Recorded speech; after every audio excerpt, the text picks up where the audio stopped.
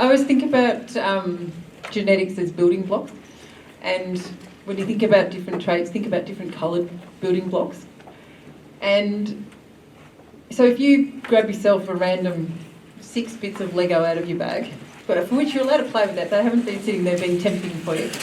Grab your Lego out, and if I said to you, can you build me a sheep? You could be like Pete McGilchrist said the last talk that he did, and actually build me a sheep. Or you could just build me a genetic profile of a sheep with your genetics based on, do you want a low birth weight or a high birth weight? Do you want a low growth or a high growth? Would you like more muscling? Would you like more fat cover? Would you like more intramuscular fat? And you can actually build yourself a genetic profile based on the colours of the Lego that you put on. So if you want higher growth, you can put, say, let's just say growth is blue, and you put low growth is 1 blue block and high growth is 6 blue blocks. Build yourself a sheep visually. So feel free to play with Lego. Most conferences you're probably not going to get that instruction. If you don't have the correct colours, there's a whole big box out the back too that you can go and get some other shapes and sizes later on too. So that's the story of the Lego.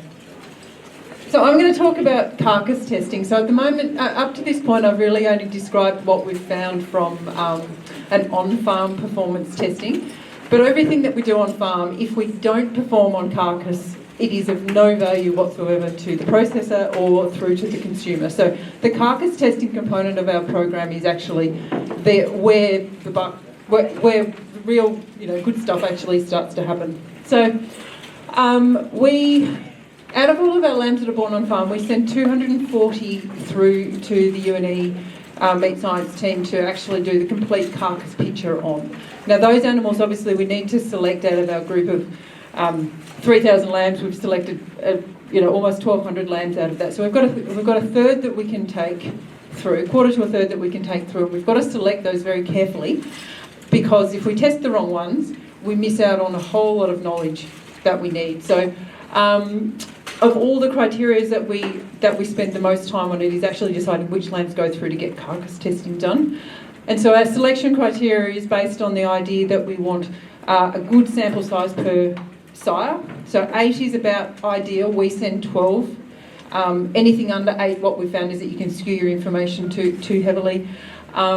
We make sure that we send lambs that actually do meet the processor specifications, except if the sample size is not big enough to be able to do that. So the highest priority is always getting a sample size, and the next priority is getting lambs that hit the processor specs.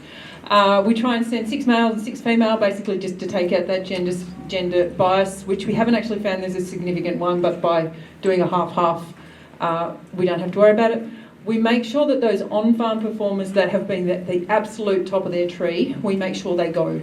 Because what we're looking for are lambs that can perform well on all traits. And if we don't send those high performers, we then have no idea whether they were good on the hook.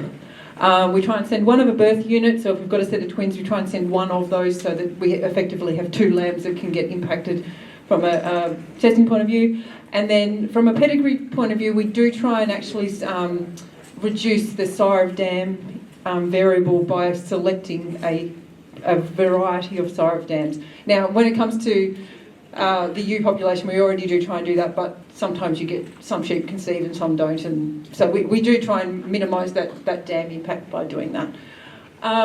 So of the 1,179 lambs that have been killed, the average age of those lambs, and this does include cohort and backup lambs, the average age of those lambs is 133 days, so we're talking about 19 weeks on average, with an average pre-slaughter weight of 52.7 kilos. That's an empty. They've had a 6-hour curfew on that. So 52.7. The maximum carcass weight that we got out of that, the groups that we've sent through, has been 42.5 kilos on a 19-week-old lamb. Whereas the average is sitting around 25 to 30 across the 5 different year groups.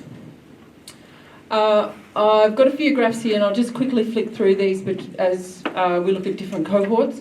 Now, I've put these up because fat cover obviously impacts carcass weight as well as the muscling. And I just wanted you to get a bit of an idea in terms of how the different cohorts had different levels of fat, different colours of the different years. This one's 22, so we erred on the fatter side, 2020. We erred on the fatter side in 2020. We were a little bit lighter in 21. We were a little bit lighter in 22 in terms of fat coverage. We were back to a more moderate level in 23, and then 24 they were pretty fat.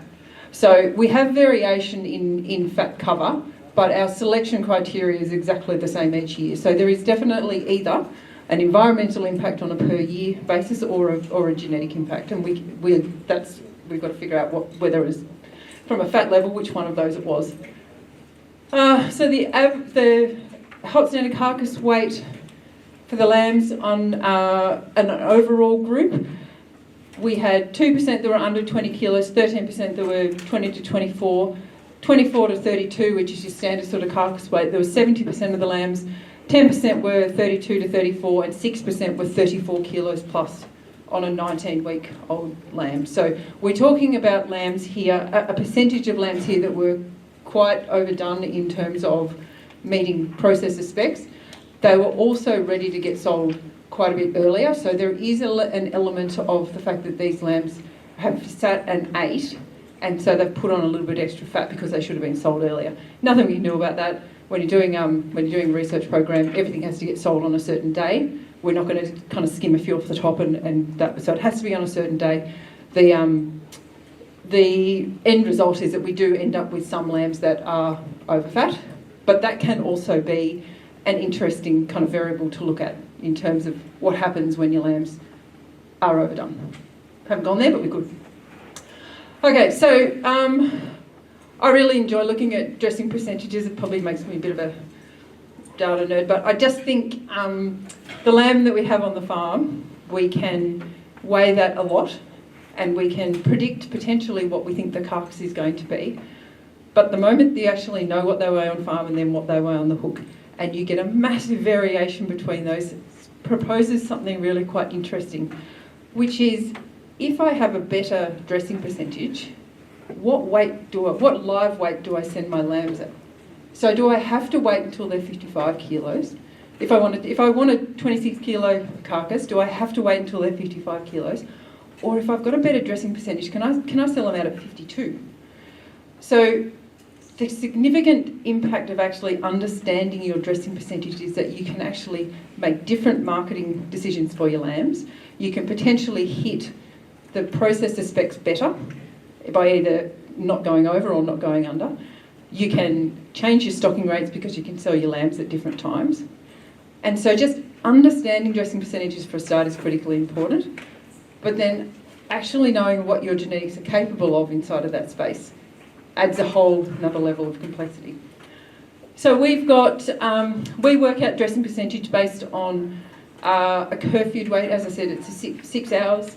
What we found is we do a non-curfew weight for a start, and then we do a curfewed weight. There is about a difference of about 3% on that. Some are like 0.5% and some are 7%. So there is difference, but about 3% is our curfew difference.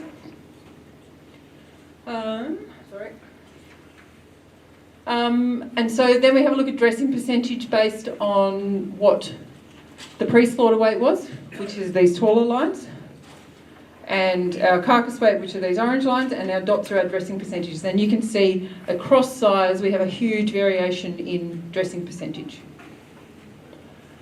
Looks like a whole lot of dots and lines. I start looking at this thinking, what do I need? I want good dressing percentage. I want a lower live weight for a higher dressing percentage. Does that make sense? So when you pull it out and you find this one here, he was a higher live weight and a higher dressing percentage, could have got sold down here. This bloke let's find another one. This bloke over here, same live weight, dressing percentage down here, actually shouldn't have got sold. So there's your management decision difference when you actually understand what your dressing percentage is. So hard to do this across a semi-load lamb 400 lambs on the truck and you just get an average weight. If you weigh them before you go, you got an average weight before they leave, and when you get your kill sheet back, you got an average weight when you get back. You don't actually know which lambs dress better, whether the fat ones dress better than the lean ones. You don't know. You just don't know whether the heavy ones dress better or not. Pete talked about carcass feedback. This is the nuts and bolts of where you can actually start to really make some big difference for your on-farm decisions, is understanding your dressing percentage based on the carcasses that ended up on the hook. So what drives carcass dressing percentage? That's always the big question, and I think it's probably the question that I get asked most, because everybody wants to sell a lamb at a heavier weight, and if I can do something different on farm to make my lamb heavier, what do I do? So is it eye muscle depth? We're looking for things that we can measure. We're not looking for things that we think might work. So we can measure eye muscle depth, we can measure fat cover, and we can measure lean meat yield. If we look at eye muscle depth, now this is eye muscle depth on a live lamb on farm. So in the stud industry, we do an ultrasound measure, and you look at an eye muscle depth. So this is what can we do prior to them getting on the truck. So eye muscle depth relative to the dressing percentage, and there is a definite correlation, but it's not. I would say it's about a moderate correlation. I've stuck all these. I'm not going to give you a lesson in stats because it's really not my bag. But I've given you our values on the bottom here, and if it's 0, there's no point looking at the two traits and trying to use one to drive the other. The closer it gets to 1, or if it's 1, it's absolute. You do 1 and you'll definitely get 1 out of it. So if you just think lower is no value, higher is more value. Make sense? Is that right, Pete? Yep. Righto. So dressing percentage. If we want to drive a higher dressing percentage, we can do that by doing more eye muscle depth. So that's great because we don't have to kill the lamb to do it. If we want to drive dressing percentage, can we use eye muscle fat? So the fat cover on that ultrasound. Yes, we can. If we happen to be able to put our lambs through a plant that gives us a DEXA lean meat yield reading, and so post-slaughter we get to understand what happened inside of our lambs and whether the next load of lambs that we send we can do better with. Can we do that with a lean meat yield percentage? So lean meat yield percentage. So does everyone understand what DEXA numbers stand for? So if you've got 100% of a lamb, a bit of an outline would be really good. Great, righto. So DEXA is a whole body scan of a lamb, and it measures the 100% of the lamb, and it measures how much bone it's got, how much fat it's got, and how much muscle it's got across the whole entire animal.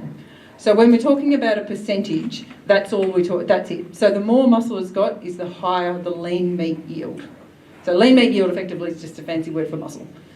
All right. So you need a level of fat because, well, you need a level of fat for taste. You need it for all sorts of reasons. But if we can have the right level of fat with more muscle in it, then you've got a more saleable product and less trimming and all of those things that meat processors don't want to have to deal with. So the higher lean meat yield is better as long as there's an appropriate level of fat cover that sits on top. Does that make sense? Yeah. Righto. So if we can get a lean meat yield measure, can we use that to drive our dressing percentage? Yes, we can.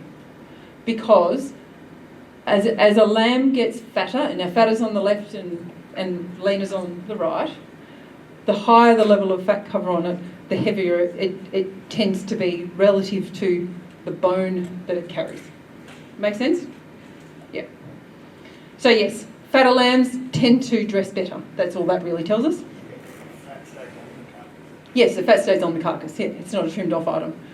Okay, so DEXA fat. So rather than looking at how much meat it's got, can we look at how much fat it's got, and does that drive our dressing percentage? The answer is yes, and it actually has a higher R value than what the muscle does. So if you really want to increase your dressing percentages, make your lambs fat. That's exactly what I was going to say. However, it's going to cost you a fortune to get there, so don't do it. You know, Pete said it's what, 1 in 6 or 1 to 6. Yeah, so you can increase your dressing percentage, that's fine, but you're going to have to feed them a whole lot more to get there. And if we're talking about how to make sure we're profitable, that's probably not a very good equation. All right, so any questions on that?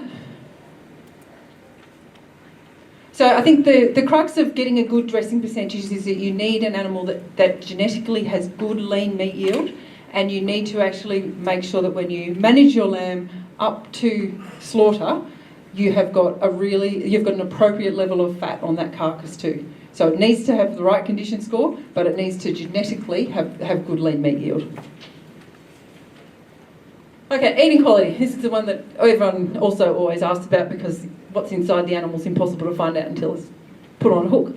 So we have intramuscular fat, we have lean meat yield, and we have shear force. Now, I'm not going to speak about shear force. Pete's already spoken about that, because today's about when you make decisions on your farm, how can you be more profitable? And we're not going to get paid for shear force, but all the stud breeders in the room need to be very mindful that we can underpin the quality of the lamb that we put out there. And one of the things that we need to do is actually make sure that we keep an eye on that shear force and keep that under control.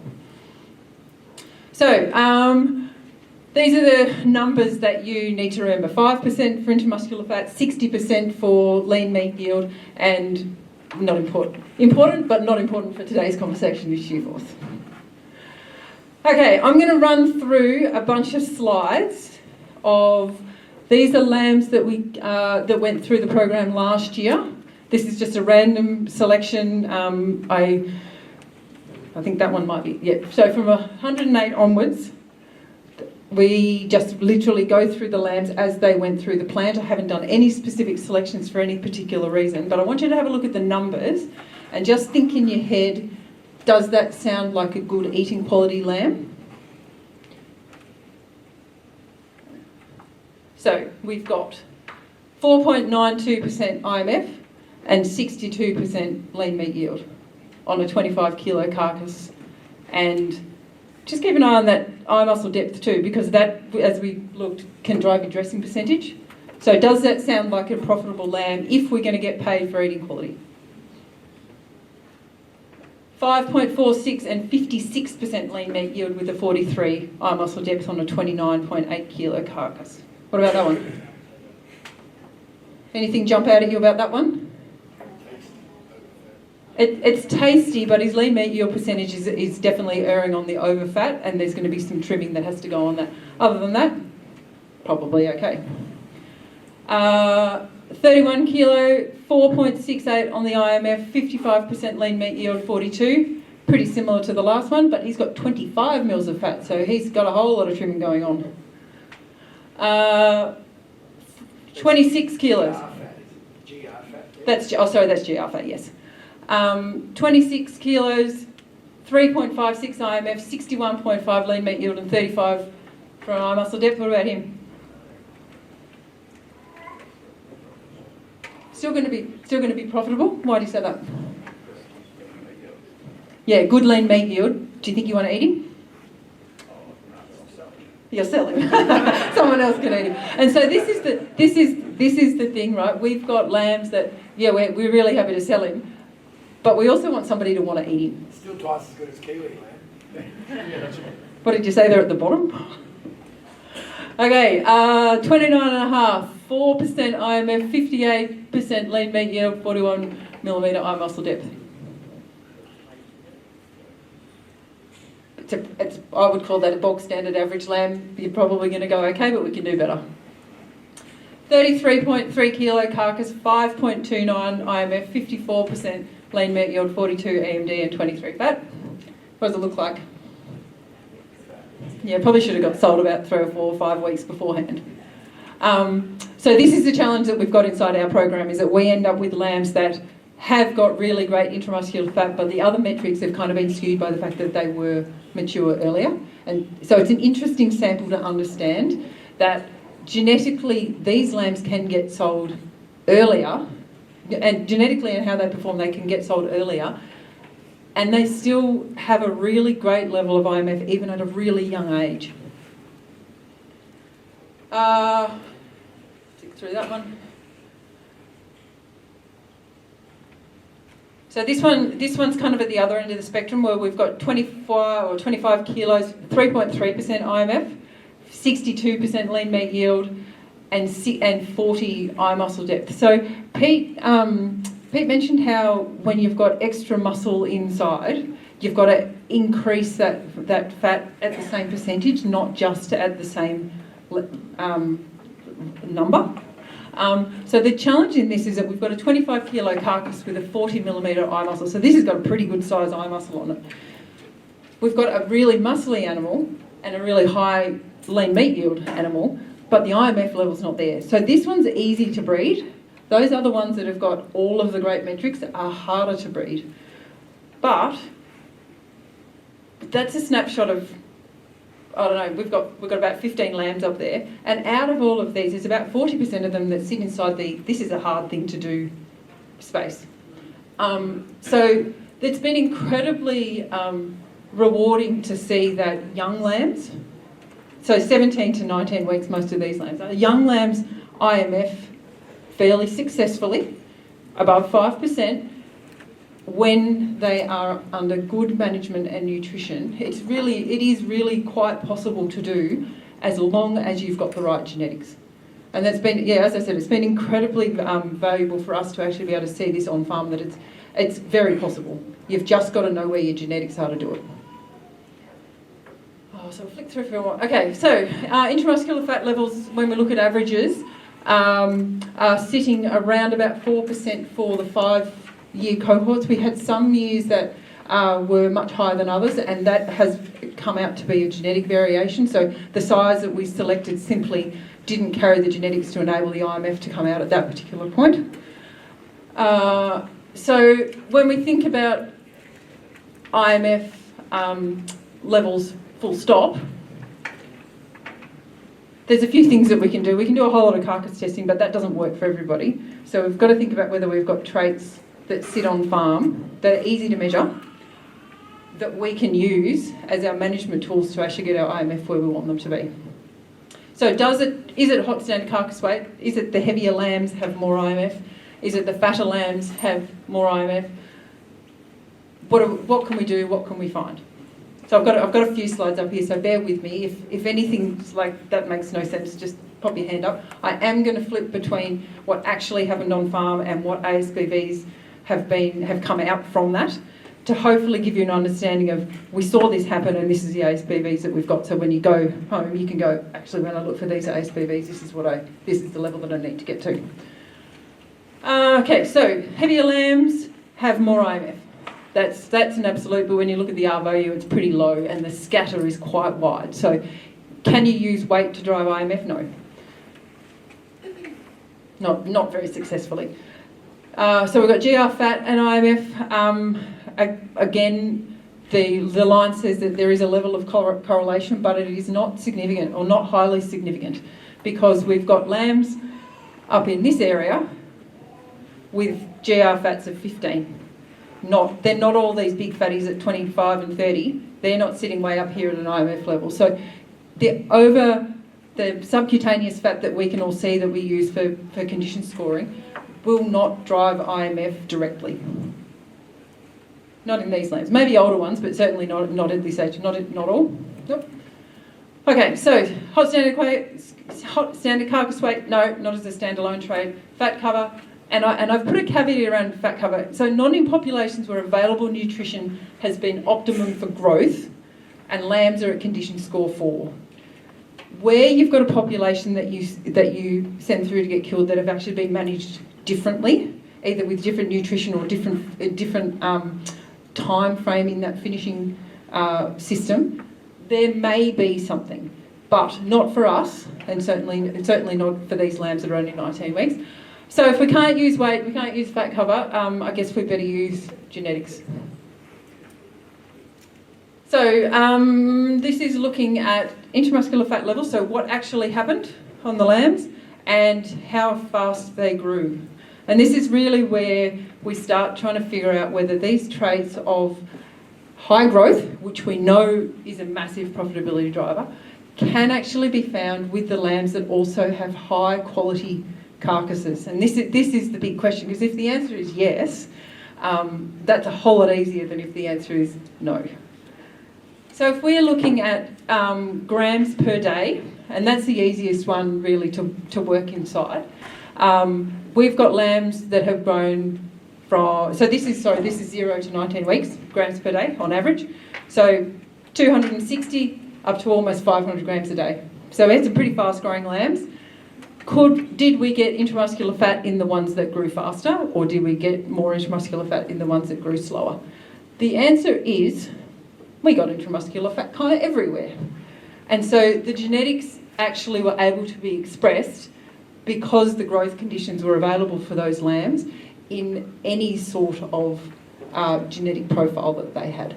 So this is fun, because if you've got a lamb that can grow at 400 grams a day, or even 500 grams a day, with an intramuscular fat level of over 5%, we go home, we're done, we sorted it out.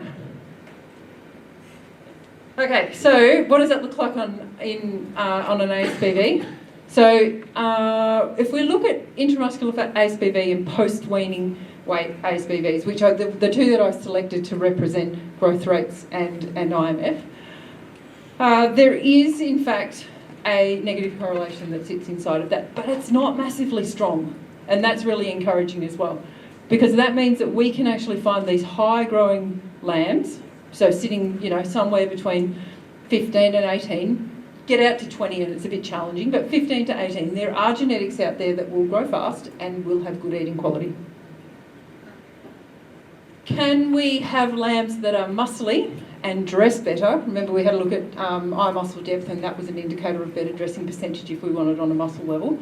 Can we have lambs that have got better intramuscular fat and bigger eye muscle depth? Now, this one is actually more interesting, and it very much backs up what Pete said about the size of the eye muscle, and the amount of fat that it needs actually needs to increase at the same rate. So physiologically, maybe the lamb can increase its muscle faster than it can increase its IMF. That's what this would indicate, that the bigger muscles don't necessarily put more IMF in. However, we've still got plenty of lambs up here with big muscles and IMF as well. So this is actually a challenge when you're working inside a breeding program that actually wants more muscly sheep, like a terminal sire does, because we've got to balance off one and the other to make sure that we're kind of working at probably a slower, more steady increase in the change that we do inside our genetics, rather than actually trying to make a dramatic one. Okay, so this one looks at intramuscular fat and PFAT, so the fat that gets measured across the top of the eye muscle at a post-weaning stage. And so as your lamb gets fatter, do you get more intramuscular fat? That's in effect what this question that gets asked. And the answer is yes, and it's actually a stronger correlation inside of that. However, you can still get some pretty good IMF at a negative level. So sometimes there's a bit of there's definitely a bit of a question about how fat is too fat and how lean is too lean, and which part of the industry actually should be putting more fat. If all the maternals are putting more fat into their program because it drives reproduction and efficiency on farm, where does the terminal sire fat level need to fall? Because if we all go really fat, we're going to end up with over-fat sheep. So this is a whole of production system question. But when we're looking at IMF, this is quite encouraging, because we can get IMF at quite a number of fat levels, which means that whatever number that we fall on in terms of how much fat should we have as a terminal, we probably have animals out there that we can breed with, and they're already ready and they've already been found. CFAT. So CFAT is the measure that once the lamb's been killed, and they measure the fat across the top of the loin as well. So PFAT's a live animal, CFAT's a carcass. Tells you exact same story as what the PFAT did. So that's good to know. The two measurement points basically tell you the same story. That's what I just said. Who knew? Okay, righto. So if we start looking at actuals, before I go any further, does anyone have any comments about ASBVs and the stuff that I just quickly rattled through? Yep. I kind of feel like, Isabelle, that what you presented is a reflection of the rams that are in the trial, obviously, of which Just looking through the rams that you've tested, I would suggest that most of those haven't had selection for IMF and shear force. So I guess what I'm saying is that I would see, if you presented the next lot of 5 or 6 years of data, I think you would get a lot more encouraging results than probably what we're seeing right now. I completely agree. And if you go right back to the beginning, what I said about the size that we've used, so only 20% of them have come from populations that have been really highly tested before. So this is very much an exploration of what we know, rather than this is how our breed can perform. And I think that's really important for people to understand. The slides that I've just put up are less about where they've fallen on an ASBV level and more about the fact that the space in which we want to be able to work is available to us. And I agree, if a whole different population of sheep would actually have that would move up and down, and potentially the correlations might be a little bit tighter because of the fact that there's performance testing in the back end. What I'm presenting though is what we have found, and thank you for bringing that up, because it can potentially be perceived as this is how our breed performs, but really it's just we've had 5 years of carcass testing, and this is what we have found. It's early days, right? Yeah. So that we've only had those breeding values for 3 years before they started. So it's like, what is there? Yeah. And this is like that exploration of where do we sit? Like, Certainly the message for me is it's extremely encouraging. yeah. Oh, very much so. And I think, keep in mind, these are 19-week-old lambs. Yeah. Some of these should have been hanging up at 26 kilos, like at 14, 15, 16. We're not talking about animals that have had to hang around for 8 or 10 months to achieve a 5% IMF. Like, these are born, raised, gone. 100 days on those paddocks that I spoke about is, it's a very short production system. And so if we can get high quality IMF in those, pretty sure we can get it when they're a little bit older too. Question up the back. I was just going to add to that it's not too dissimilar from what we see across the average of our sheep genetics evaluations anyway, where there is only a small pocket of animals available that actually are those curve benders or sit where you want to be, because we haven't had a long time of selection for those animals yet. So it's quite reflective, that small population, of what the broader industry looks like anyway. Yeah, and I think just kind of add on to that, the number of data points that sit inside the carcass traits in sheep genetics 5 years ago was tiny. In the last 5 years, there's been a whole lot of stuff that's been added into that, mainly through the expansion into satellite flocks. But it's still pretty small. The data points are still pretty small, and we all know that when it comes to analysis of things, more is better. Pete says he wants more samples, more is better. And you just need to continuously get more. So 5 years, we're kind of where we are. In another 5 years, I think the accuracies and the knowledge and the understanding of a much broader population will be there for sure too. And I think, meat processing hopefully will catch up in 5 years' time. They've got about that much time before we start talking pretty loudly, to make sure that as a lamb industry we are recognised for the quality of job that we do. Firstly, by providing feedback to tell us what we've produced, and secondly, potentially for paying us for the quality of what we've produced. Any other questions?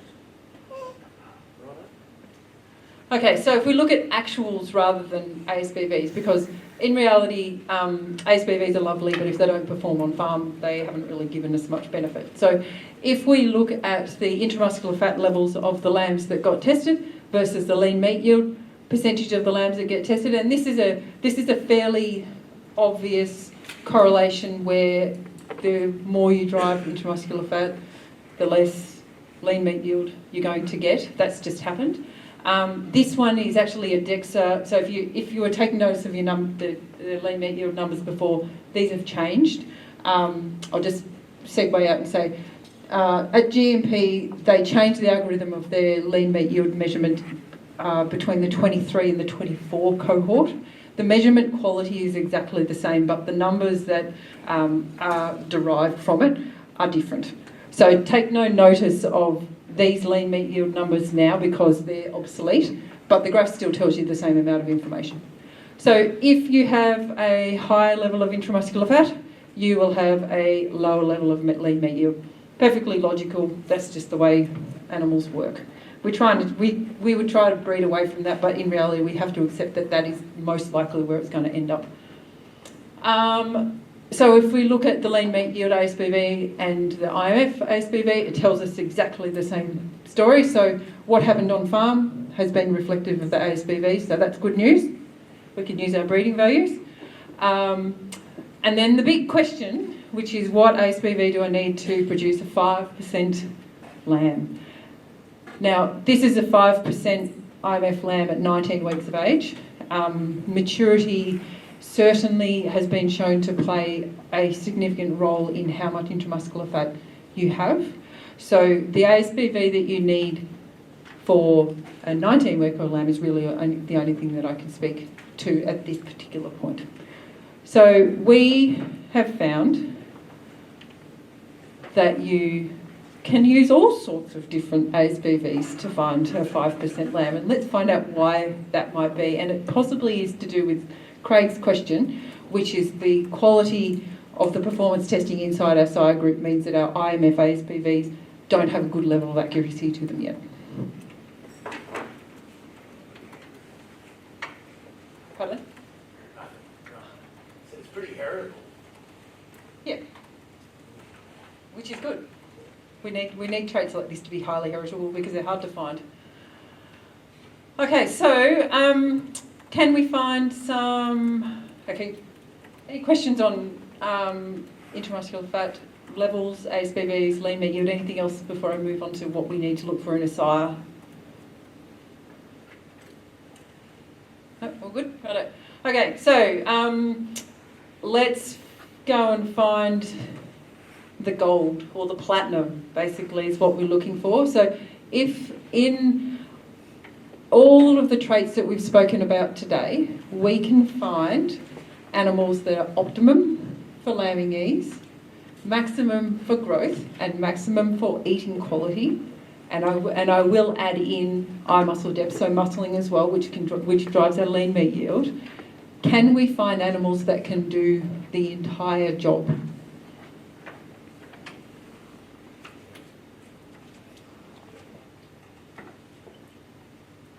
So there's a few up there that don't get too far from the criteria.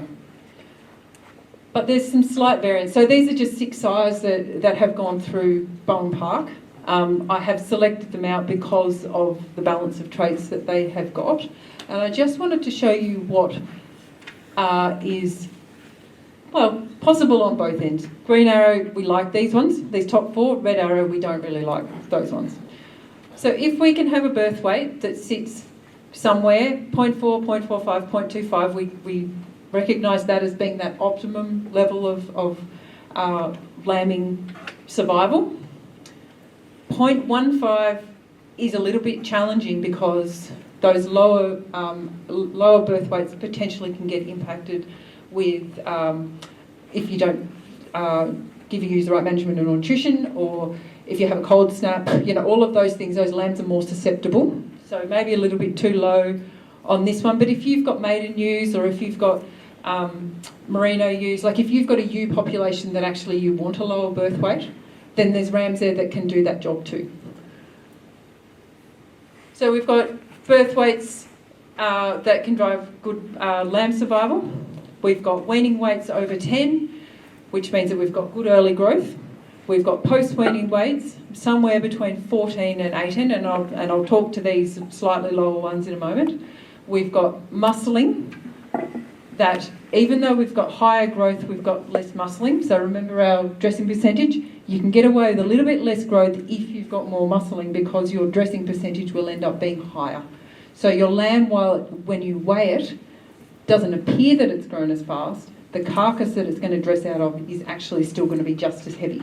So you can get away with having a slightly lower post-weaning weight as long as your muscling is higher from a carcass weight point of view. We've got some fats that all sit in and around 0. Now that's pretty standard when we start looking for intramuscular fat levels that are 0 and above. And that seems to be about the balance of ASBVs that will provide you with a really highly profitable lamb. Anyone got questions or comments? We get a lean meat yield of 4.38, are we going to blow out the end of the lean meat yield specs? No, because remember your lean meat yield also is balanced off with your fat. Like, so you can put more fat on an animal that's got more natural muscling. And the Gundagai lamb guys can actually speak to this. Those lambs that have got really big eye muscles, even though they've got more fat cover on them, as an overall muscularity of the lamb, it still sits within that, around that 60% lean meat yield percentage. So because we're talking about not only percentages but also areas, you're kind of talking about two different metrics at the same time, you can do it. So the challenge is usually you'll get a high muscling, but that does not normally come with a good IMF level. That's the balance between. I'd like to ask a question. As muscle increases, the percentage of IMF, like so to get rams at 5 and 6, which are in the industry for high muscle depth currently. What's your comment around getting the IMF of those? Because it's an area metric. I'm just trying to do the maths around what is possible for those two things. It's really hard, is the answer. So what I guess I'm saying roundabout way, it's a lot easier to get a higher IMF on a lower muscle. Yes. Absolutely. Yes. Yep. But Yeah. over time, we should be able to find them. Yes. Yeah. Yes. But we're changing physiology, so we've got to be patient. We've just got to slowly find them and Yeah. breed from them and multiply from Yeah. them. But your opinion, Pete, is that that is going to be possible in the time? We can do it. Yes. They're just rare because Yes. it's not their natural physiology. Yes. Yeah. And anytime you're pushing against normal, Yeah. it just takes time. And when we're looking at 4 critical traits here independently, and then trying to actually work with 2 of them that are antagonistic to each other, which is birth weight and growth, and eye muscle depth and intramuscular fat, you're working with things that are hard to deal with. And so this sort of program actually helps find those outliers, or helps find ones that even maybe 2 of those traits work but the others don't yet. So in a breeding program, you're effectively finding your building blocks, finding your bits of Lego that you want to use to put together to make your sheep. Yes, Sally? Isn't that what the indexes are for? To actually pull all this information together to work through all the correlations and the graph that Pete put up kind of shows that inadvertently, we're selecting for that. Did I open a can of worms? All right. Indexes. If you pull out, let's just say you pull out 10 random animals in sheep genetics that've got the same indexes. Yep. I guarantee you their traits aren't identical. 100%.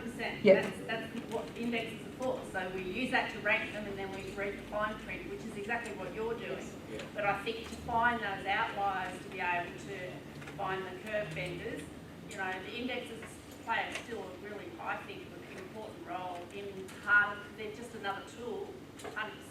Yeah, I would agree. I think that they're just another tool. I think from a stud breeder point of view, we use indexes a lot less than the commercial industry does, because we're really looking for what can we breed, not this generation, where are we going to be in 4 generations' time, and those individual traits are actually more important to make sure that we've got those in as well. So I just don't really work inside indexes, I suppose, so I can't tell you of my experience in that. We were hoping to have a bit of a quick question-answer session with both Pete and Hang on. Phil at the end. I've got it. You finish it, and then we'll take more questions. I've got nuts and bolts to tell out. Right. Righto, so, hang on, where am I up to? Too far. Okay, so is it possible to breed a 26 kilo hot carcass standard weight with a 5% intramuscular fat under 20 weeks of age? And the only way to do that is to use the right genetics. These are the averages and the ranges that we have found for the lambs that are measured at either 5%, 4.5 to 5%, or 4 to 4.5. No point going under that, because in reality those animals aren't where we're going to find our eating quality. So if you want to breed an animal that is more than 5%, sell it at 26 kilos with a 5% IMF, you need a ASBV on average of 0.44, but the range is quite significant. But if you think about, if you just keep 0.44 in your head, you can't go too far wrong if you want to go above it. And with other traits considered, you can probably go under it.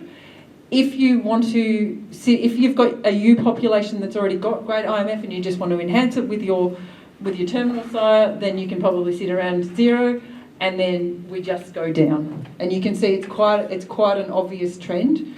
And if you work in the ideas of 0.4s at this particular point, that's probably as much as we know.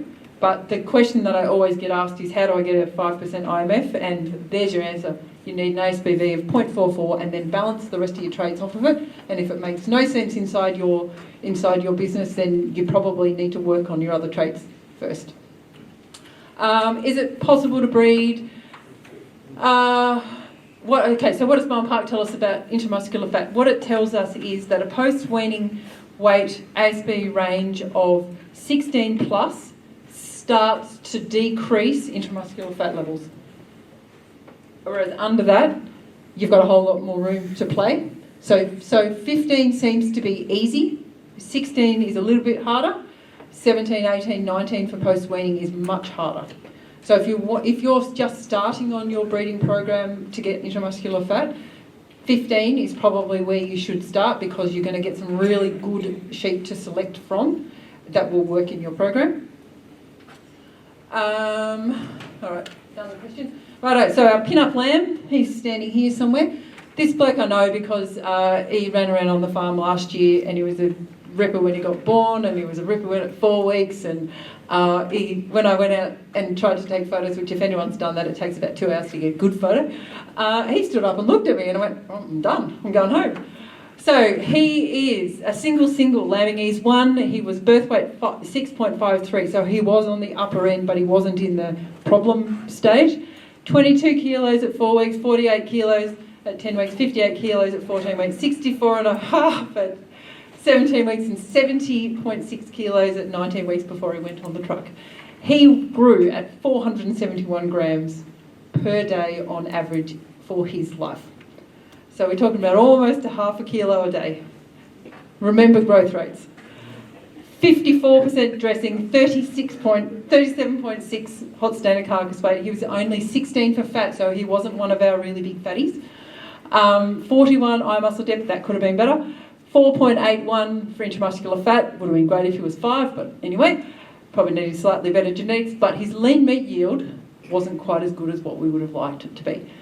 But he was 70 kilos at 19 weeks of age, so maybe if he'd gone on the hooks at about 14 weeks, he would have been better on his lean meat yield. So he was probably a little bit overdone.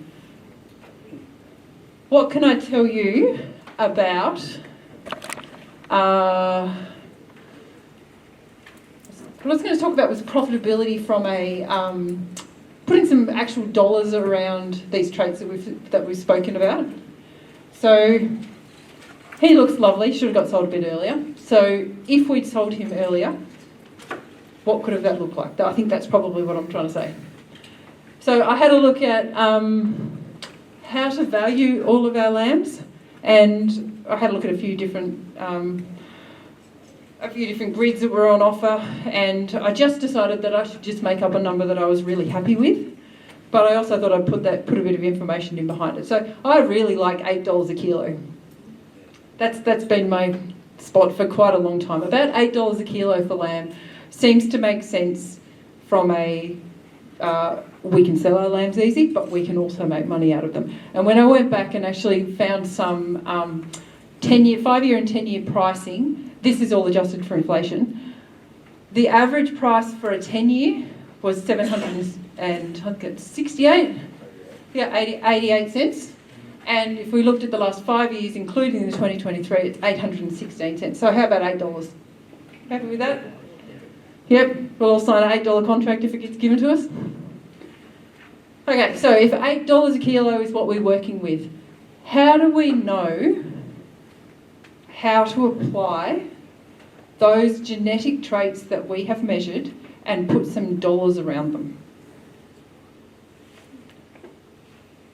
So if we're looking at growth and we're trying to value growth, what we know is that faster growth doesn't increase your income, but what it does do is it decreases your cost of production, it increases your stocking rate efficiency, and it changes your cash flow timing.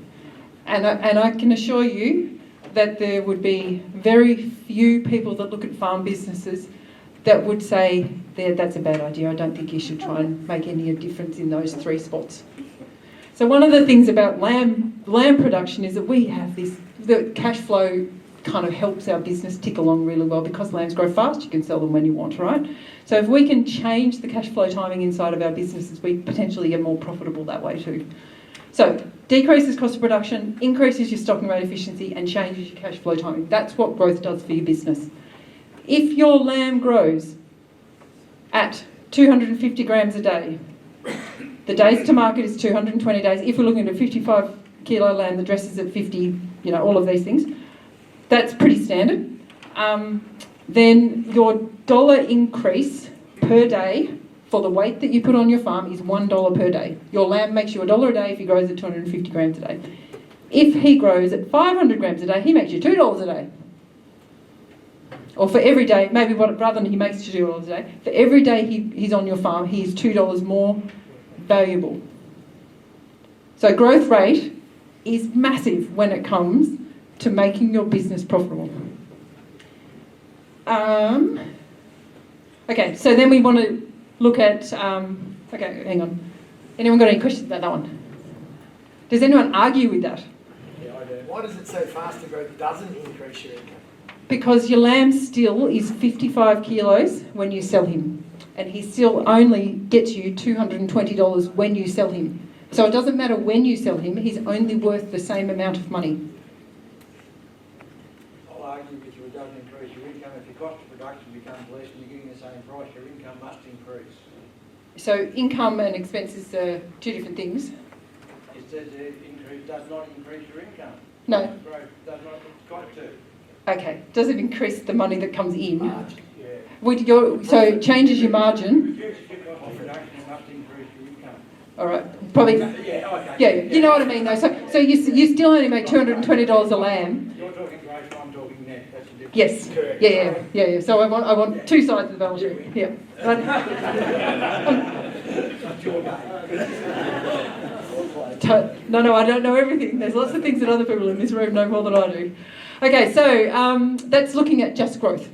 So if we've got growth, and what if we add an IMF metric? What if we get paid for this eating quality? Does that actually change does it change our mind in terms of what we need for growth? Does it change our profitability because of that? So if we're looking for lambs, and let's work in the top end of life, 400 grams a day is what we want our lambs to do. If you want to work down at 350, you've still got another bit more space. If you want your lambs to go above 5%, this is where we need to work. So, proven it's possible. So let's look at the numbers around that. So, if you have the same specs on the lamb, we've got 55 kilo, 50%, 27, 8, but we've added an extra 10% value because he's got 5% IMF, so an extra 80 cents on top. We like $8 for our carcass, we want 80 cents for our intramuscular fat. Thanks very much. So he's gone from $220 lamb, he's now $242. Now that does improve your income. That puts more money in your back pocket.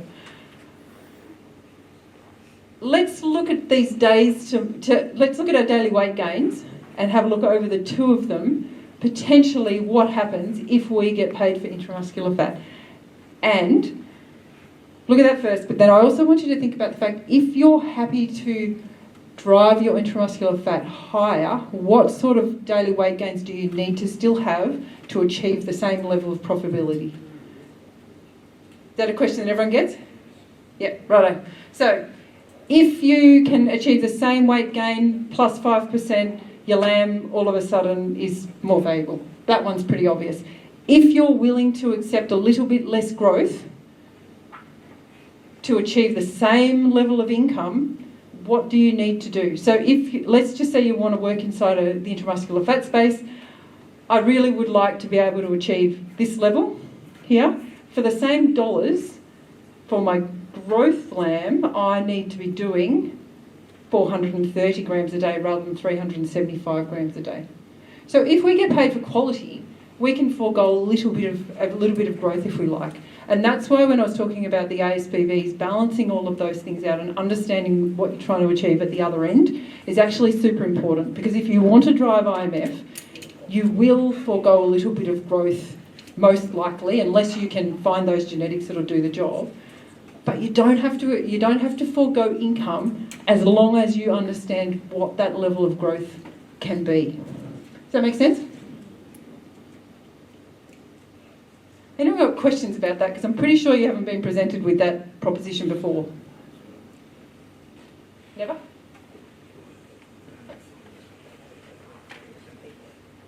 So Peter, you've said you've never thought about it like that. Does that make sense? So if you can get that pay and you can grow faster than we. Oh, look, this is the ideal. Let's have the fastest growth and the best IMF. So our pin-up lamb here, right? His IMF level's not quite there, but he grew amazingly fast. So if we go back to looking at this chart, he sits inside this space here, right? Not quite. He doesn't quite hit the spec. So he can never achieve. But imagine if we got 5% more on the same growth, you've all of a sudden increased your income quite significantly. And this is, I think, where eating quality can actually, when we've got a meat processing sector that's prepared to actually look at what we've produced and pay us for the value of what we've produced, this is actually where we can make some really big changes. Yes, Jim? Isabel, of the cohort, I guess, how many size produced lambs though that, you know, hit the $1.80 or the $2 growth rate a day versus say the 4 or 5%? Yeah. So is there more size that give you the growth rate, or is there more size that give you the So we've probably had a balance of both. So we've had IMF levels where we never expected to get them, but partly, again, that's back to the type of genetics that we were looking at, because we just had no idea. Yeah. We had the ones in the square here, they're the ones that have done the job, full stop. They do both. Yeah, they do both. Yeah. That's the gold, really. But this is a pretty good space to work in, where you have slightly less growth, but you can guarantee quality as long as you sell your lambs where you get paid for it. So this is hopefully where we're all talking in 5 years' time. But genetically, you have to start now to make sure you're able to do it, because you can't, genetics don't happen overnight. All right. I'm going to leave you with a tiny little snapshot of a real curiosity that we did. So in 2020 we had one ram semen failure. So someone had sent us a package of semen and it was just no good whatsoever. And we always have some backup rams sitting in the canister just in case.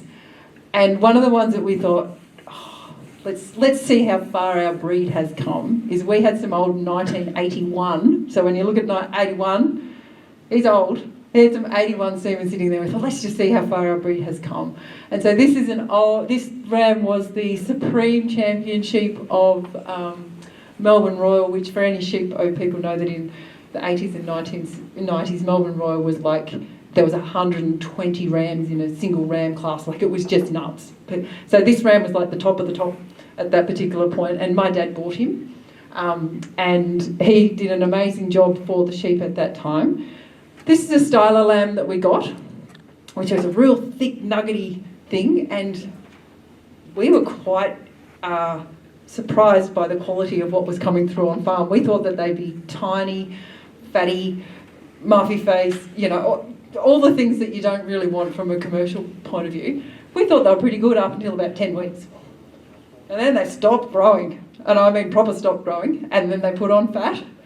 And then we're like, oh, well, they look like they're in nice shape, maybe they're okay. We hung them up, there was fat everywhere. When we cut them up, there was a tiny little eye muscle with this massive fat coverage. That's just 3 out of the 12 of them that I just grabbed last night.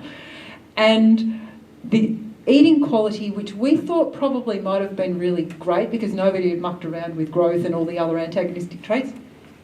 No good. Not very interesting. And I think that was curious. It's nothing more than to say the Poll Dorset breed has changed, and the people that are actually been breeding it are working inside a space that makes a difference for lamb producers. Needless to say, we haven't thrown the genetics out just because it's, I don't know, it's in the can for a while. We're never going to use it again. But it is a highly valuable exercise to show that breeders can change what you've got. And it's important to know what you've got right now so that when you want to predict what you want in the future, you know what you've got to work with.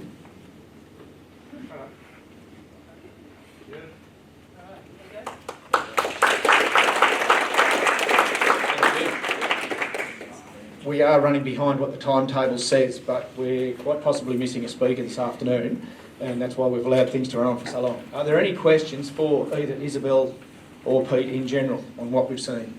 Anyone like to make a statement? We might get to lunch very quickly the way we're going. Terry? Generally, how has this trial changed your perception of both, and changed perception of what the potential for the Poll Dorset breed was? Yes, you said at one stage, Isabelle, we have no idea what we've got. So now, what do you think we've got, and is there enough potential there to go forward? Well, you might not be breeders, but I certainly am. I love Dorset sheep, so I'm not going to give you a negative answer on that one. So I actually think we've got the best lamb production breed, hands down. I think we have explored a lot of genetics to understand what we've got to use for the future. I think the traits that our breed is known for and just displays time again inside the lamb production industry, which are growth, have been completely described inside what we've done. So growth, muscling. What we now know is that we also have those two things alongside intramuscular fat, and that's the future of the lamb industry. And so when we know what we've got, you can either discard what doesn't work or you can expand what does work. And so the answer to your question is we're now in a position to do more and do better and do it much faster than we ever would have been before. So I love this industry. I love our breed. I love the people that work inside of it, and I just think we've got such a great future. And the lamb industry, as it sits right now, needs a breed that knows where it's going, and I feel like that's where we're at. I'm going to answer that in a slightly different way. Variation is valuable, right? So I'm going to take this from an Angus perspective. So we've been selecting now on about the 15th cohort of the Angus benchmarking program. And over that period, we've generated more variation in marbling in that breed than exists in any other breed in the beef industry. And I think that's what we're probably going to do here in Poll Dorset. So there's Angus that suit that person, Angus that suit that production system, Angus that suit that production system. And I think that's the opportunity that Poll Dorset can also go. So we were going down, growth and that trajectory pretty quickly, and those animals are not going to exit this breed, right? But we're also putting money into finding those ones that do a superior job on the eating quality as well. Like last year, we had the first marble score 9 in the pure Angus breed. I've never seen one before. So just through pure determination and selection for a certain trait takes time, but you can take any trait wherever you want to go if you've got variability. If you've got a small genetic pool, which Poll Dorsets don't, because you can bring in all the white Suffolk genes? Anyway, let's not open that can of worms, but you've got big genetic variability that you can access, right? So you can find these things and go in any direction. So variability is valuable. And I will just add to that, variability is actually necessary because not all lamb producers want to achieve the same thing. And so you need to be able to look at a sale catalogue and find the rams that are suitable for your particular program that you're running. So there's very likely people in this room that are never going to drive into the eating quality space. So for them, they remove that trait out of their selection pressure and they sit inside the other ones that drive the profitability. So you have to have variation, but you have to know what you've got to understand the variation. Okay, yes, gentleman down. Oh, Ashley. You're in the silhouette. Couldn't work it out, was it? Pete, you basically asked us not to forget about shear force. And it's a trait that we don't get paid for at this point, can't measure it at line speed. So I guess, are you advising the beef producers the same thing, to not forget about tenderness? And encourage us a little bit more to focus, or not to leave shear force out? Yeah, it's a good question. It's probably easier in beef because the ones that tend to have low shear force have got this amazing adaptation on the back of their neck. We don't have that in sheep, right? So it's harder in sheep. And you say we don't get paid for it, I would say we indirectly get paid for it because people either eat more of what we produce or don't. They'll go to another protein. So if we want to maintain consumption, our domestic market is our most valuable market, right? And so our Australian consumers are still the people we need to keep them eating lamb. So it's the lowest, or other than fish, is the only protein that's lower than, other than that other stuff that we make out of plants. But yeah, so if we want to maintain that, we need to make sure that our consumers have a good eating experience every time. So we don't get paid for it, but I reckon we indirectly do. Yeah, because if they have a bad eating experience, they'll go to something else. Okay. I think we're... Can I just ask one more on that? Shear force? Yep. Sorry. Sorry. Yes? I Go was right going to ahead. ask, so where is the push actually going to come from? So is it more the marketing? So if the consumer can't pick that I'm picking a more bargain cut, or I'm getting the premium one, so where is the push going to come from? Does it have to be marketed first? Is it going to come from the abattoirs to start more of the more industry-wide are going to be paying for shear force? Where is it? Is it chicken before the egg? Where does it start? Yeah, Make it profitable. maybe GMP will speak to this. So branding is where the money comes from, right? So putting our good stuff out there in a shiny brand, and people pay more for that, and then we deliver evenness of product or high quality product into that brand all the time. We don't waver on how we segregate that out. It'll get hazy if we've got tough animals that's still going into that brand, right? And they're hard to get. So this plant here, one of the biggest drivers of toughness also is around the rate at which we chilled lambs. So it's one of the greatest improvements we've made probably in the last 20 years, is reducing the amount of what we call cold shortening. So you get a kind of a trebling in the toughness when you chill lambs too fast and you get them cold too quick. So we shouldn't have any cold shortened lamb in there, and then we've just got natural variation in toughness. So, and we can get rid of some of that through aging as well. So aging will take us a little part of the way, but yeah, I agree with you. It's hard to, it's a tough one. So we have to do it genetically, essentially. So we genetically, as a mob, as a group, bring that genetic trend for shear force down while we don't affect our other traits that we also want. So essentially we don't ignore it. If we can find animals that are of equal value, and one's got a high shear force value and one's got a low shear force value, buy the low one. Yeah, so we just keep plugging away at bringing that number back down again. Right. Other questions? There were a couple of others. There's implications of genomics on breeding values, and I guess what we're seeing is a change, I think, in the ram, the numbers of rams that have all of a sudden come up into the industry that have been identified with really high IMF. So we've now got rams in the industry that are 0.5, 0.6 for IMF, which we didn't have 3 or 4 years ago, simply because they weren't identified. So just, I guess, a comment around the role of genomics and how that's impacting on the information that we're getting.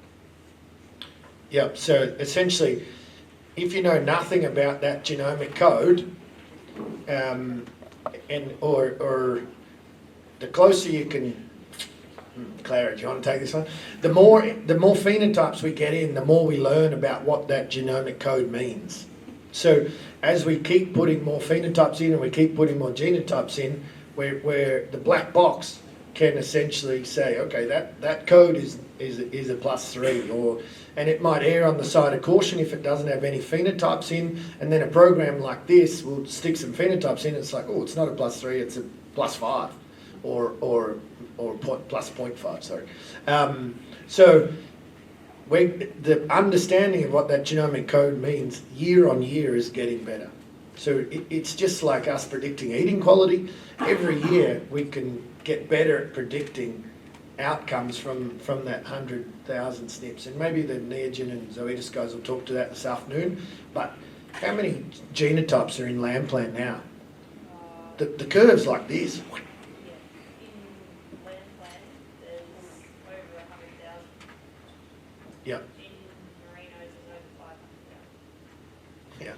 500,000 in merinos and 100,000 in. So every bit of that, and then the closer you can get a genotype to someone that's been phenotyped, the more accurate that genotype will be, and hence why those linkage size and all this stuff is really, really important when we put these programs together.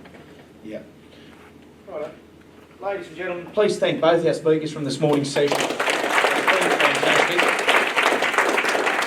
Thank you. We will break for 45 minutes for lunch, so I think that puts us back here about 1:45, and we will have an open question and answer session with a panel of answerers at the conclusion of the afternoon. So thank you very much.